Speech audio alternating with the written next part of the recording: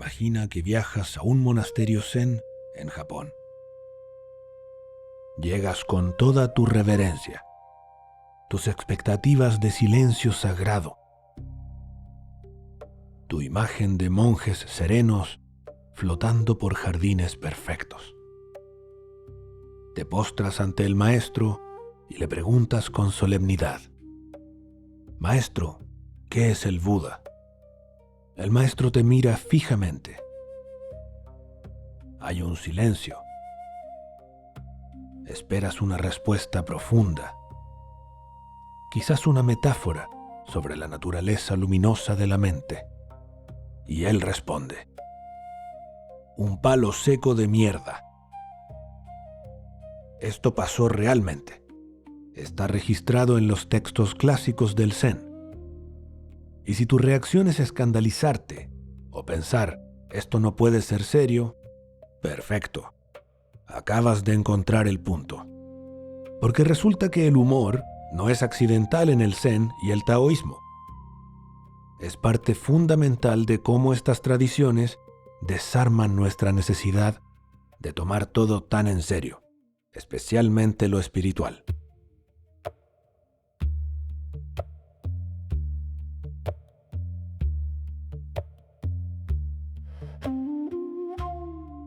Déjame mostrarte cómo funciona esto. El Zen usa el humor como un bisturí para cortar algo muy específico, tu necesidad de conceptualizarlo todo, de convertir la experiencia directa en ideas sobre la experiencia. Los koans, unas preguntas aparentemente absurdas del Zen, no son acertijos para resolver con lógica. Son trampas diseñadas para que tu mente racional se estrelle. Un monje le pregunta al maestro Yoshu: ¿un perro tiene la naturaleza búdica? Yoshu responde: mu, que significa nada. Pero espera, ¿no dice el budismo que todos los seres tienen naturaleza búdica? ¿No es esa la doctrina básica? Yoshu acaba de contradecir toda la filosofía budista con una sola sílaba. Y ese es exactamente el punto. El humor del Zen es violento contra tus certezas. Es como prepararse para recibir sabiduría en una bandeja de plata y el maestro te tira la bandeja a la cara. Y aunque esto haya cambiado hoy, en la historia hay maestros Zen famosos por golpear a sus estudiantes con un bastón cuando hacen preguntas demasiado elaboradas. No es violencia, es humor absurdo llevado a lo físico. ¿Quieres una respuesta conceptual? Toma, aquí está tu concepto. ¡Paf! Rinzai, uno de los maestros más importantes del Zen, tenía un dicho predilecto: si vas caminando y te encuentras al Buda, mátalo. ¿Sacrilegio? No. Hilarante. Es la tradición riéndose de sí misma, diciendo: incluso esta enseñanza que te estoy dando, incluso el Buda mismo, si lo conviertes en un concepto que cargas, estás perdiendo el punto.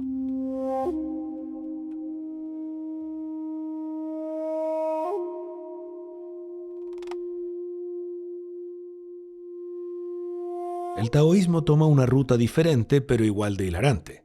Donde el Zen te golpea, el Tao se ríe de ti, gentilmente, como un abuelo sabio que te ve intentando forzar las cosas. Y la filosofía taoísta está llena de historias que son básicamente comedias sobre gente que se toma demasiado en serio.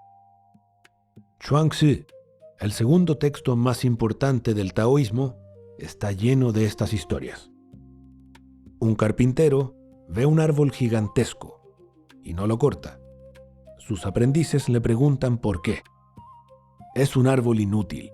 La madera está torcida, llena de nudos. No sirve para nada. Esa noche el árbol se le aparece en sueños y le dice: oye, precisamente porque soy inútil, he vivido cientos de años. Si hubiera sido útil, me habrían cortado hace tiempo. Toda nuestra obsesión con ser productivos, útiles, valiosos, mejores, espirituales. ¿Y resulta que la inutilidad es la estrategia de supervivencia suprema? Un borracho cae de un carro en movimiento y sale ileso. ¿Por qué? Porque estaba tan relajado que no opuso resistencia. No tuvo tiempo de pensar, ¡ay no, me voy a lastimar!, y tensar su cuerpo. La historia termina diciendo, si es así con el vino, imagina con el Tao. Es absurdo y es profundamente cierto. El taoísmo constantemente usa el humor para señalar cómo nuestras soluciones crean más problemas. Mientras más te esfuerzas por ser espontáneo, menos lo eres. Mientras más persigues la paz, más agitado te vuelves. En lugar de un sermón filosófico, una historia ridícula, sobre un árbol inútil o un borracho sabio.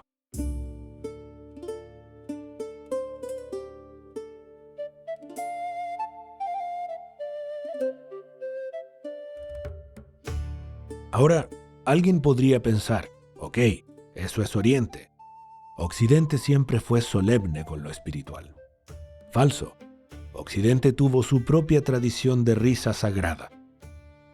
En 1534, el monje francés François Rabelais escribe Gargantúa y Pantagruel, una novela gigantesca, vulgar, escatológica, sobre dos gigantes que comen, beben y se ríen de la iglesia, la universidad y toda institución seria de su época. En esa novela, inventa un monasterio ficticio llamado la Abadía de Telem o Telema. Su única regla, escrita en la entrada, «Fais ce que voudras», en francés antiguo, «haz lo que quieras», era una utopía satírica, un monasterio sin reglas monásticas, para reírse precisamente de la rigidez religiosa de su tiempo. En la Edad Media, el bufón tenía un rol casi ritual. En muchas cortes europeas, era la única persona con licencia para decirle la verdad al rey sin ser ejecutado. Y existía algo aún más radical: la fiesta de los locos, celebrada en catedrales medievales, donde por un día se invertía la jerarquía eclesiástica, un subdiácono coronado obispo de los locos, procesiones burlescas, la misa parodiada. La Iglesia lo toleró durante siglos, entendiendo que la solemnidad necesita una válvula de escape. El budismo tibetano, una mezcla de budismo con chamanismo Bon de la región, tiene toda una categoría de espíritus traviesos, los Dön, que no son demonios malvados en el sentido occidental. Son más bien bromistas cósmicos y tienen una especialidad muy particular. Aparecen justo cuando te crees la crème de la crème. Practicaste años, alcanzaste algún logro, descubriste algo, sientes que ya casi flotas de tan iluminado. Ahí es cuando un Dön te hace tropezar literalmente con tu propio manto frente a tus discípulos. Te causa hipo o un eructo en medio del mantra más solemne. Apaga tu lámpara de mantequilla en el momento exacto de la ceremonia más importante. Su travesura es quirúrgica. Te recuerda tu impermanencia, tu ridiculez, tu torpeza, justo cuando más se te había olvidado que eras humano. Hay un tipo de historia que se repite en el folclore tibetano. Un yogui orgulloso de su disciplina, que ya se cree invencible frente a cualquier espíritu, decide pasar la noche meditando en una cueva embrujada para demostrar su poder. Los Döns no lo atacan con violencia. Eso sería fácil de resistir para alguien tan avanzado. En cambio, se pasan la noche haciendo ruidos ridículos, susurrándole tonterías al oído moviendo sus cosas de lugar, hasta que el yogi exhausto y humillado se ríe de sí mismo. Y es justo ahí, cuando abandona la pose de invencibilidad espiritual, que los espíritus se calman. Una gran analogía de la ansiedad, ¿cierto? No los venció con más disciplina, los desarmó riéndose de su propia soberbia.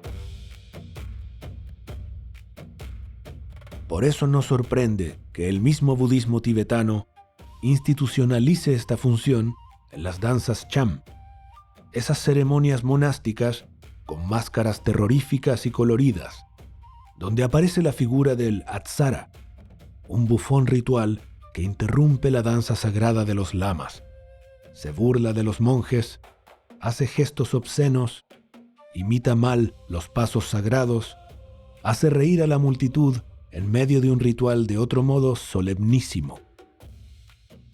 Su función es idéntica a la del bufón medieval europeo: recordarle a todos, incluidos los monjes, que no se tomen tan en serio ni siquiera lo más sagrado. Su función nunca es eliminar lo sagrado, sino equilibrarlo. Y muy cerca de nosotros, en La Tirana, en el norte de Chile, miles de personas bailan la diablada frente a la Virgen del Carmen. Diablos con máscaras grotescas, cuernos, colores estridentes, coreografías de puro carnaval, mezcladas sin contradicción con la devoción católica más profunda. La estética es casi hermana de la tibetana: máscaras exageradas, espíritus traviesos, seres intermedios entre lo demoníaco y lo cómico, danzando frente a lo más sagrado, en lugar de guardar silencio ante ello. Ese exceso, ese baile, ese trance, son parte de cómo la comunidad honra lo sagrado. Le quitan la solemnidad impuesta desde arriba y la devuelven al cuerpo, a la calle, a la fiesta. Desde Rabelais hasta los atsaras tibetanos, desde los bufones medievales hasta los diablos de la Tirana, culturas separadas por miles de kilómetros, siguen la misma intuición. Lo sagrado, sin su payaso, se vuelve peligroso, se vuelve rígido, se vuelve tiranía. Si solo hay payasos, también se pierde.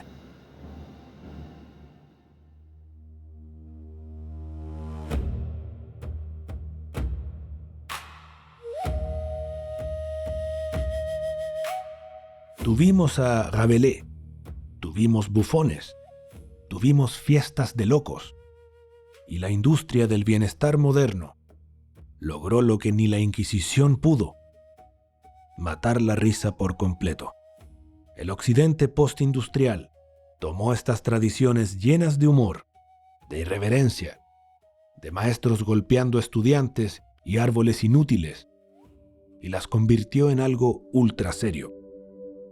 El Zen se volvió estética minimalista, fotos en Instagram de jardines perfectos con hashtags como Inner Peace. El mindfulness se convirtió en una industria de miles de millones de dólares, donde la gente paga por apps que les digan cómo respirar. No hay nada malo con meditar, con el minimalismo o con aprender a respirar bien. El problema es que se perdió completamente el humor. Se perdió la capacidad de reírse de uno mismo. Conocemos el tipo, la persona que hace yoga, medita, lee sobre budismo y se pone más seria, más rígida, más propensa a corregir a otros sobre su energía o su vibración o sus chakras desalineados. La paradoja que ni el Zen, ni el Tao, ni los Dons te dejan olvidar. Mientras más espiritual te pones, más absurdo puedes volverte. Por eso Ikkyu, el monje zen del siglo XV, escribía poesía erótica y se emborrachaba, no porque fuese un alcohólico. Por eso Ryokan pasaba sus días jugando, en lugar de dar enseñanzas formales. Entendían algo que a veces olvidamos: Si no podemos reírnos de nuestra propia búsqueda espiritual, probablemente nos estamos tomando demasiado en serio. Y tomarnos demasiado en serio es exactamente lo opuesto a despertar.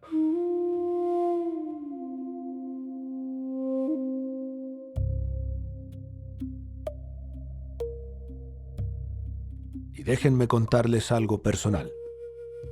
Caminaba una vez con mi maestro budista de esa época, por una calle de Santiago muy concurrida, cerca de la torre más alta de Latinoamérica y uno de los centros comerciales más grandes que conozco. Era invierno, pero ese día el cielo estaba despejado y el sol pegaba muy bien. En medio de todo ese tumulto, compradores, ejecutivos de trajes caros, el ritmo frenético de gente que corre para llegar a quién sabe dónde. Había un gato tirado de espaldas tomando sol, mostrando toda su desnudez, sin ningún pudor, con una cara de placer envidiable. Nos detuvimos ahí solo para mirarlo un rato, y nos sacó una carcajada de esas que te iluminan por dentro. En ese momento, ese gato fue nuestro maestro. Ningún koan, ningún dön, ninguna danza ritual. Solo un gato al sol, en medio del caos urbano, recordándonos algo que habíamos olvidado, incluso el maestro.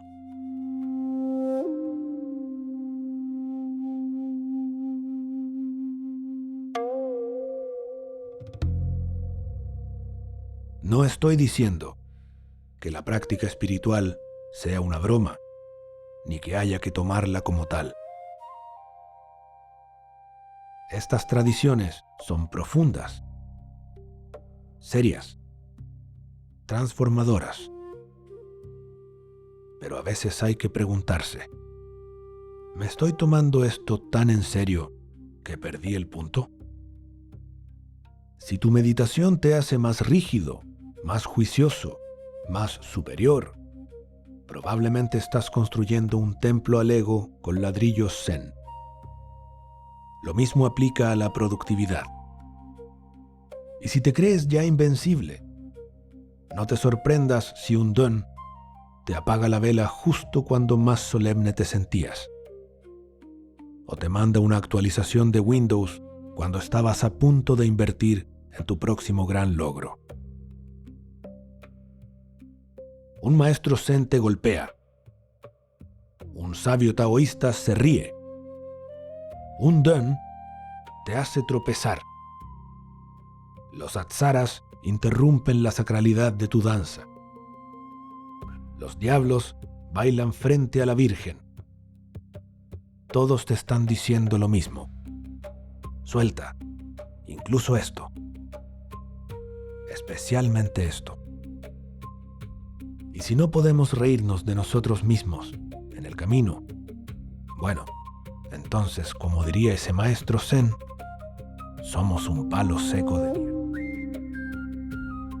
Con cariño, el gran mapa de tu vida.